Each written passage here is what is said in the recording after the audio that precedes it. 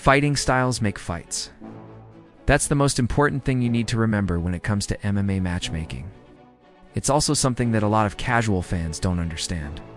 When you're setting up fights, you can't just go by records. You have to consider who these fighters are and how they match up with their opponent. If you don't believe me, let me prove it to you. Because today, we're looking at some of the best vs worst style matchups in combat sports history. And starting off, we've got one of the most famous rivalries in all of combat sports. Of course, I'm talking about the great trilogy between Anderson Silva and Chael Sonnen. Now, if you look at their records, you would think that this should have been a mismatch. After all, Anderson Silva was widely regarded as the greatest middleweight of all time, while Sonnen had a questionable record coming into their first fight with 26 wins and 9 losses. But what people don't understand is that in MMA, your record doesn't always mean everything. In fact, it can be completely meaningless. And that's exactly what happened here. Because while Silva had a 32-4 record coming into their first fight, he was actually a massive underdog for that matchup. And that's because Sonnen was a wrestling coach. His strength was taking fighters down and dominating them on the ground. Meanwhile, Silva was a striker. He wanted to keep the fight standing. And because striking is so much more dangerous than grappling, the odds makers were favoring Sonnen. They thought his superior grappling ability would force the fight to the mat, making it much easier for him to win. But that's not how things went. Instead, Silva was able to stuff Sonnen's takedowns and dominate him on the feet. He won that first fight via TKO in the 5th round, which made him the betting favorite heading into their rematch. However, despite being the favorite, Silva lost that second fight via decision.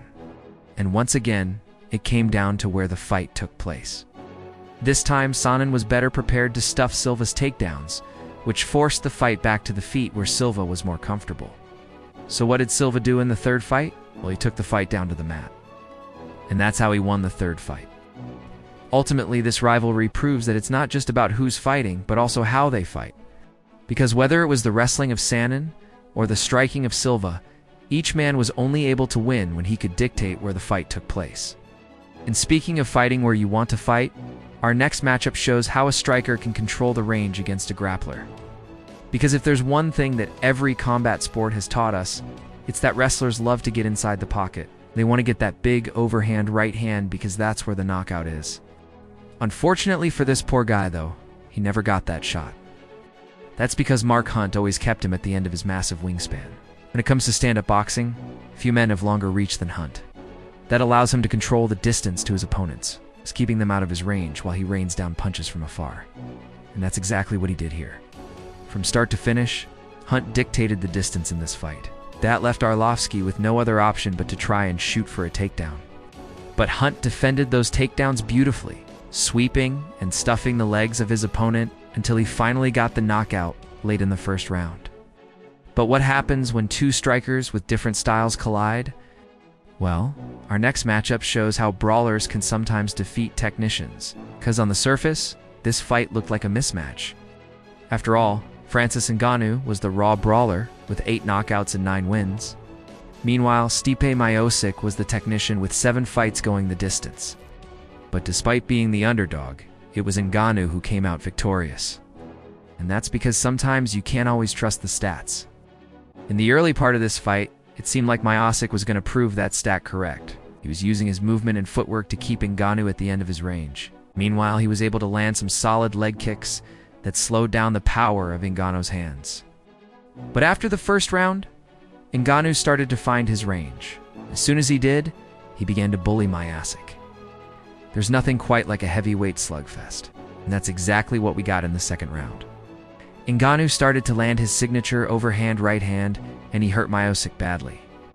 Eventually, Ngannou's power proved too much for Miocic, and he scored a knockout victory in the second round.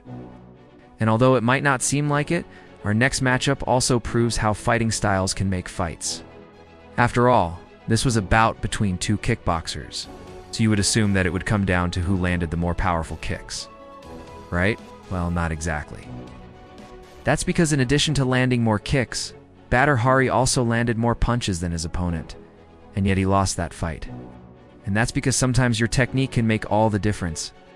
Despite landing more strikes overall, Hari simply didn't have the technique to finish the fight. He was relying on his explosive power instead of technical precision. and Rico Verhoeven was able to take advantage of that. As the fight wore on, Verhoeven began to frustrate Hari with his technical kicks. And when you combine technical accuracy with the explosiveness of power, you get knockouts. That's exactly what happened in the 6th round when Verhoeven connected on a spinning kick that ended the fight. So if you ever watch any combat sport event, don't just pay attention to who's winning. Pay attention to how they're winning.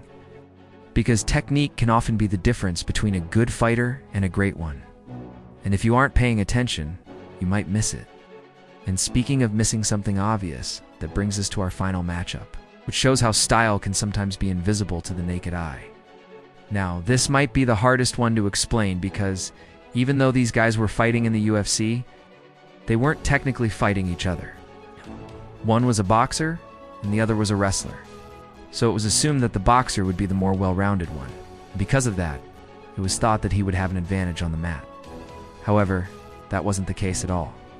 The wrestler was able to easily take him down and control him on the mat.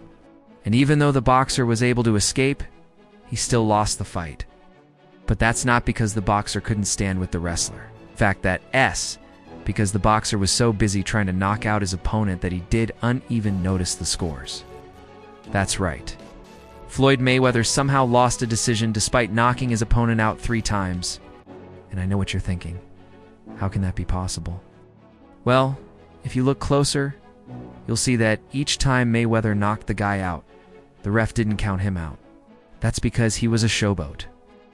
Mayweather was trying to impress the crowd instead of doing what he was supposed to do, which is finish the fight. And in the world of professional combat sports, it doesn't matter how many times you hit someone with knockout blows. If you don't finish the fight, then it doesn't count for anything. And ultimately, that's what makes this matchup so unique. Though Mayweather had a clear advantage in the stand-up game, he didn't exploit it.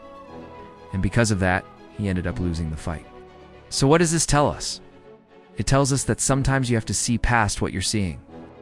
Just because a fighter is bigger, stronger, or more skilled in one area, doesn't mean that they will win. And the only way to really know how a fight will play out is to look deeper into the styles of each individual fighter. Now, if you enjoyed this video, check out the one up here that YouTube thinks you should watch. And don't forget to subscribe so you never miss another video. Thanks for watching.